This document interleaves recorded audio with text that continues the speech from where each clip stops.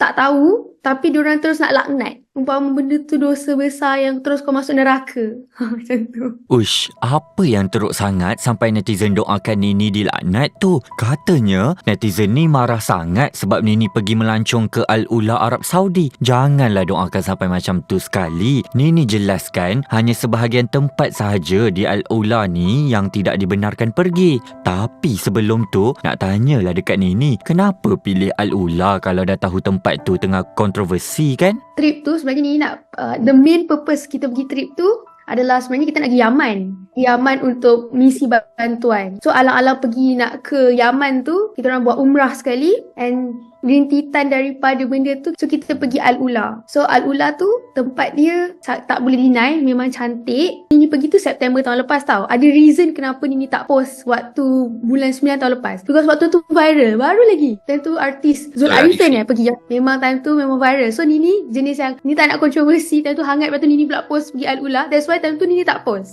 So that's why Nini dah macam reda sekarang, Nini post balik. Tapi tak sangka lah lepas dah after a while, orang still lagi tak tahu yang sebenarnya tempat yang kena laknat tu tempat lain. Al-Ula tu tempat lain. So basically Al-Ula tu besar and tempat yang tak boleh macam makruh untuk pergi tu adalah Hegra. And tempat Nini pergi Al-Ula tu Nini tak tidur pun. Kita just pergi untuk ziarah, pergi balik. Day trip. Kita tak bermalam pun. Nini ambil keputusan untuk post lambat.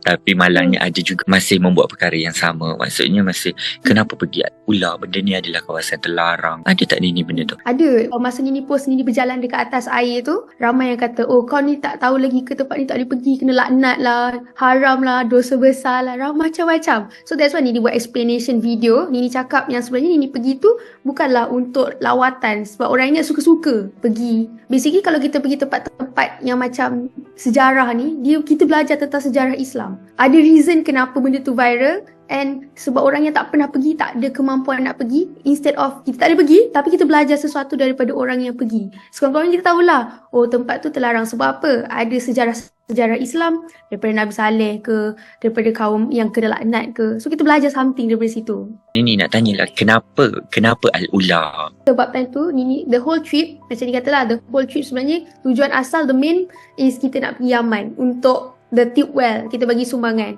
So sebelum kita pergi Yaman tu, kita pergi umrah, mengerjakan umrah, and dia dekat. Maksudnya kalau nak ziarah tu boleh pergi. Dia dalam lebih kurang 2 jam drive untuk ziarah balik hari.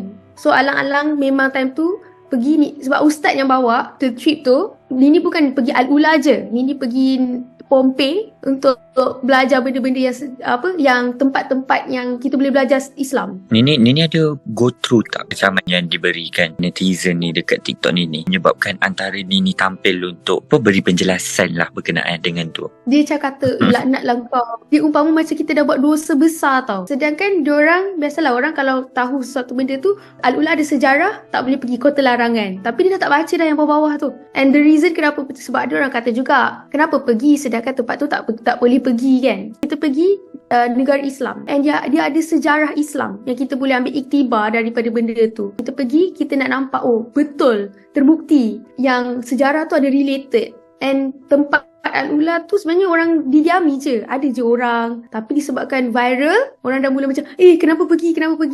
Tapi most thing yang macam Nini terasa tu sebab diorang tak tahu, tapi diorang terus nak laknat. Umpama benda tu dosa besar yang terus kau masuk neraka. Macam tu.